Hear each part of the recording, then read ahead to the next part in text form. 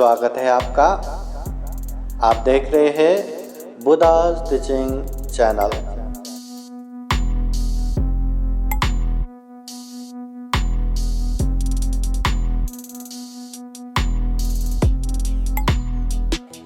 नमो तस्सा भगवतो अरहतो सम्मा सम्बुद्दस्सा।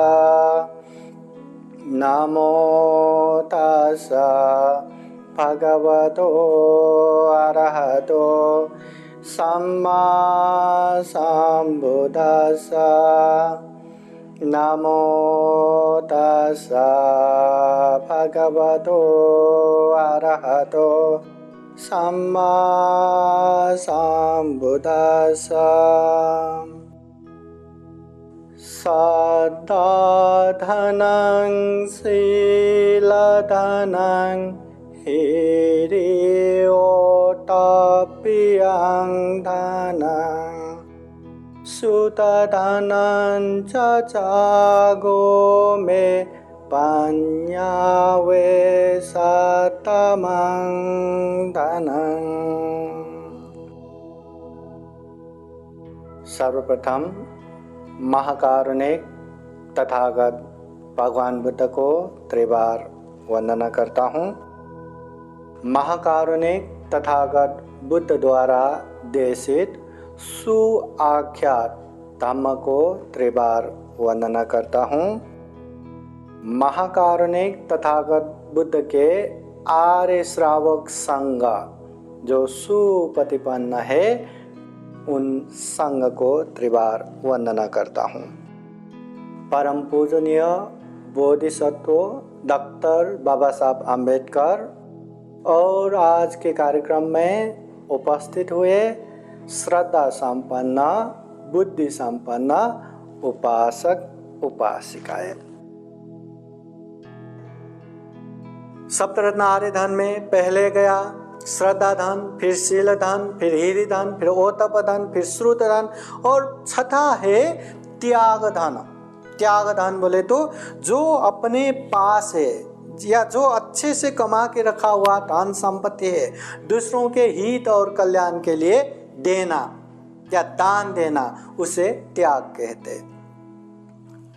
कोई स्वार्थ लिए बिना, कोई फायदा देखे बिना जो दूसरों के हित कल्याण के लिए या दूसरों के आवश्यकता को देखते हुए जो देता है, जो दान देता है, इसे त्याग कहते हैं। त्याग में कोई स्वार्थ नहीं होना चाहिए। त्याग में कोई प्रतिलाभ नहीं होना चाहिए कि मैं इतना दूंगा तो उतना मुझे मिलना चाहिए, या मैं इतना दान दूंगा तो इतना मेरा प्रशंसा होना चाहिए। ऐसा नहीं होना चाहिए। जिस तरह एक भरे हुए बोतल को उल्टा कर देंगे तो उसमें जितना भी पानी है सब निकल जाता है, एक बूंद भी नहीं रहता। वैसा ही दान भी जो अपने पास है, दूसरों के आवश्यकता को देख के, दूसरों के हित कल्याण को देख के हमेशा दान देने के लिए तैयार होना, ये त्याग दान है। किसी को जरूरत पड़ा तो नहीं, ये तो मुझे चाहिए, मैं कैसे दे सकता हूँ, जाने दो, मैं बाद में दूंगा या बाद में देखा जाएगा करके वो बोलना, ये त्याग दान नहीं। कभी भी कहीं भी कैसे भी अपने क्षमता के हिसाब से दान देने के लिए तैयार होना, ये त्याग चित्त होना, ये त्याग दान है। अभी त्याग होना बहुत जरूरी है दान में। हाँ, त्याग चित्त बिना कहते हैं हजारों भिक्षुओं को त्याग चित्त बिना भोजन दान देने से भी श्रद्धा चित्त त्याग चित्त से 2 भिक्षुओं को दान देना, उसका पुण्य ज्यादा रहता है। बिना श्रद्धा चित्त बिना त्याग चित्त पूरा सोने का महल जैसा विहार दान देने से भी श्रद्धा चित्त त्याग चित्त से छोटा सा जो पात्र है, भिक्षा पात्र दान देना, उसका पुण्य ज्यादा है। श्रद्धा चित्त त्याग चित्त बिना पूरा बगीचा दान देने से भी श्रद्धा चित्त त्याग चित्त से 2 फूल अर्पण करना, उसका पुण्य ज्यादा रहता है। मतलब श्रद्धा चित्त त्याग चित्त से दान देना, ये श्रद्धा होना, बहुत ही जरूरी है। जैसे विश्वंतर राजकुमार, उन्होंने अपने राज्य में कितना दान दिया, बाद में मंगल हाथी दान दिया, जितना जो है सब दान दिया। घर से निकल के आने के बाद भी जो भी हाथ में आए सब दान दिया, अपने बीवी बच्चे तक दान दिया। मतलब इतना दान देना, जो भी जरूरत पड़ा वैसे दान देने के क्षमता होना। विश्वंतर राजकुमार ने भी बहुत दान दिया। ऐसे ही दान देने की क्षमता अपने गच्छे या कैपेसिटी के हिसाब से, क्षमता के हिसाब से दान देना। इसका मतलब ये भी नहीं कि अरे दान तो देना चाहिए, चलो मेरे पास ये प्रॉपर्टी है सब लिख के दान दिया और कल से क्या खाएंगे, कहाँ रहेंगे, ऐसा नहीं। क्षमता के हिसाब से दान देना। संस्कृत में एक गाथा ऐसा भी आता है, परोपकाराय फलन्ति वृक्षा। परोपकार के लिए, दूसरों को देने के लिए वो वृक्ष फल देता है। परोपकाराय वहन्ति नद्या। ये जो नदी बहता है ना, दूसरों के कल्याण के लिए, दूसरों के पानी आपूर्ति के लिए। परोपकाराय दुहन्ति गावो। ये गाय जो दूध देता है ना, वो भी परोपकार के लिए। वैसे ही परोपकारार्थ मिदं शरीरं। ये जो मेरा शरीर है ये भी परोपकार के लिए, या ये भी दूसरों के लिए, या जितना हो सके दूसरों के हित कल्याण के लिए मैं शरीर से, वाणी से करता जाऊंगा, दान देता जाऊंगा।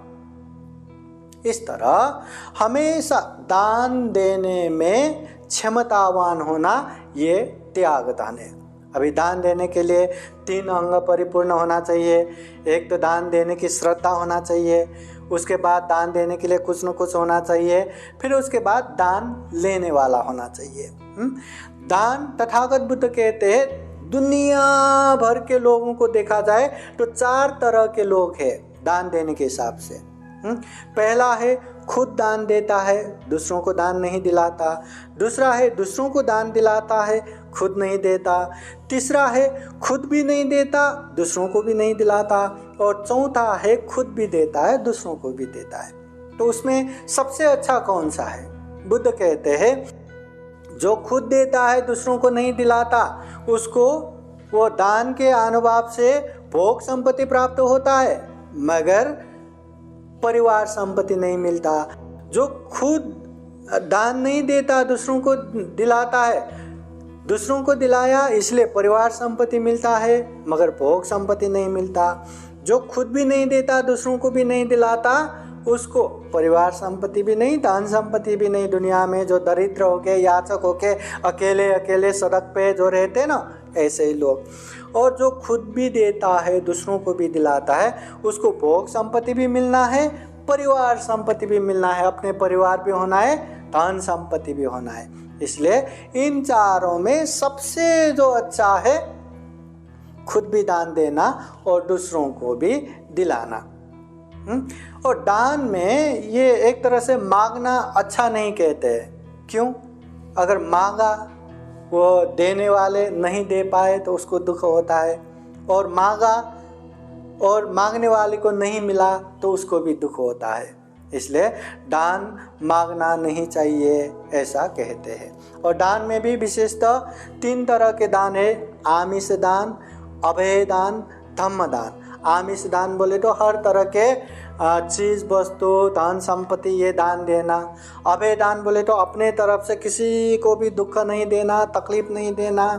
और ये धम्म दान बोले तो जो हम अच्छी बातें दूसरों को सिखाते हैं, या जो जीवन जीने की कला सिखाते हैं, या धम्म की बातें हम देते हैं, वो धम्म दान।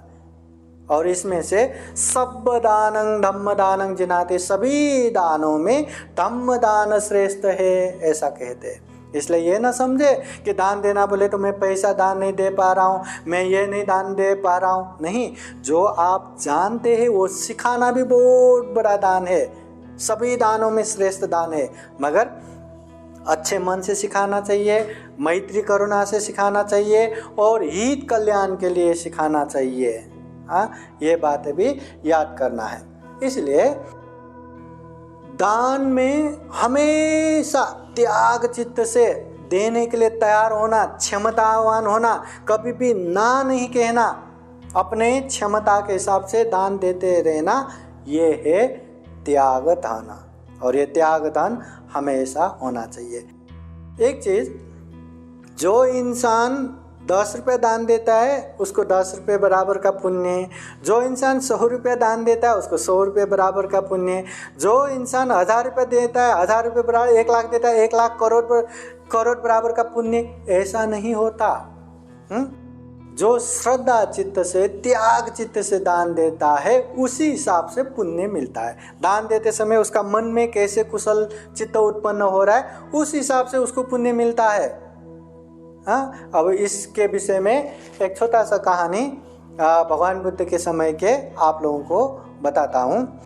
तथागत बुद्ध के समय में श्रावस्ती नगर में करोड़ों करोड़ धन खर्चा करके जेतवन विहार, पूर्वाराम विहार दान देने वाले बहुत सारे उपासक उपासिका भी थे और बहुत सारे गरीब दरिद्र लोग भी थे। उनमें से एक परिवार दरिद्र गरीब, मतलब खाने के लिए सुबह खाया तो दोपहर को क्या खाऊं, दोपहर को खाया तो रात को क्या खाऊं। हाँ, दूसरों के खेतों में काम करने के बाद जो मुश्किल से आटा मिलता हो या चावल के कणिका मिलता हो उसी से खाना बना के खा के जी रहे वो लोग। एक बार वो पति पत्नी में, पति खेतों में काम करने के लिए सुबह ही निकल के गया और पत्नी को लगा कि खेतों में काम करने गया, कुछ तो खाना लेके जाना चाहिए, पर क्या लेके जाऊं, देखा तो कुछ भी नहीं। फिर भी यहाँ वहाँ देखते एक टूटे फूटे वो मिट्टी के जो बर्तन है उसमें थोड़ा थोड़ा आटा लगा हुआ था, वो निकाल के छोटा सा एक रोटी बनाया। चलो यही देता हूँ करके वो निकल पड़े। जाते जाते रास्ते में उसका भाग्य तथागत बुद्ध भिक्षाटन आते हुए देखा। तो देखते उसमें इतना श्रद्धा उत्पन्न हो गया, अरे तथागत बुद्ध मिला, चलो आज मैं कुछ दान देता हूँ। पर दान देने के लिए कुछ भी नहीं। फिर देखा, अरे एक रोटी है ना, ये दान देता हूँ। फिर लगा, अरे ये रोटी भी मैं दान दूंगा तो भूखे पति क्या खाएंगे, नहीं ये गलत है, ये नहीं देना चाहिए। फिर लगा, नहीं ये दान तो देना ही चाहिए, तथागत बुद्ध मिले हैं, इसका पुण्य कितना रहेगा, पति तो एक ही बार भूखा रहेगा मगर पुण्य जन्मों जन्म तक साथ देगा। फिर लगा, नहीं पति को भूखे रख के भी क्या पुण्य कि कभी दान देना कभी नहीं देना। ये दान देना आसान नहीं है। दानंच युद्धंच समान माहो, दान देना और लड़ाई में युद्ध जितना समान है, लड़ाई में जितना आसान है क्या, नहीं। वैसे ही दान देना भी आसान नहीं है। अंततः वो जीत गई, मतलब उसने ठान लिया कि तथागत बुद्ध मिलना बहुत दुर्लभ है, मैं दान दूंगी मगर आधा रोटी दान दूंगी करके आधा रोटी दान दिया। तथागत बुद्ध ने सुखी हो करके आशीर्वाद दिया। वो खुशी खुशी वहाँ से चली गई, खेतों में चली गई और पहले ही पति को ऐसा ऐसा हुआ, बुद्ध मिला, मैंने आधा रोटी दान दिया करके सुनाई। हाँ ठीक है, तो वो बोली, अरे तथागत बुद्ध ने सुखी हो करके आशीर्वाद दिया। हाँ क्या, तो उसको ये बात हजम नहीं हुआ। उसको लगा श्रावस्ती में करोड़ों धन खर्चा करके दान देने वाले वो भी सुखी हो और आधा रोटी दान देने वाला भी सुखी हो, नहीं ये गलत है। फिर उसने, ठहरो, बुद्ध कहाँ है, वहाँ। वो बुद्ध के तरफ गए, बुद्ध तो लौट चुके थे, बुद्ध के पास गए, वहाँ पूछा कि ऐसे ऐसे जगह पे एक महिला ने आपको आधा रोटी दान दिया, हाँ। आपने क्या बोला, सुखी हो। तो कहते हैं, भगवान आपने ये मिथ्या बोले, गलत बोले, झूठ बोले, करोड़ों दान देने वाला भी सुखी हो, आधा रोटी दान देने वाला भी सुखी हो, ये तो हो ही नहीं सकता। तो बुद्ध पूछते हैं, है उपासक, तुमने बहुत बड़े वृक्ष देखा है क्या? हाँ देखा है, मैं खेतों में जहाँ काम करता हूँ बहुत सारा है। अगर वो देखा है तो उसके बीज देखा है क्या? हाँ देखा है, वो तो छोटा होता है। तो बुद्ध कहते हैं, नहीं ये तुमने झूठ बोला, मिथ्या बोला। इतने बड़े वृक्ष, इतने बड़े पेड़ के बीज छोटा है, कौन मानेगा? उसका बीज तो इतना बड़ा होना चाहिए ना। तब वो कहते, अरे आप बुद्ध होके इतना भी पता नहीं क्या?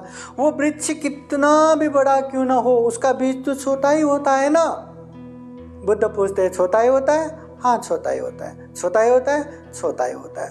तब बुद्ध कहते हैं जिस तरह बड़ा बड़ा पेड़ का बीज भी छोटा ही होता है, वैसे ही जीवन में बड़े बड़े पुण्य फल का बीज भी छोटा ही होता है।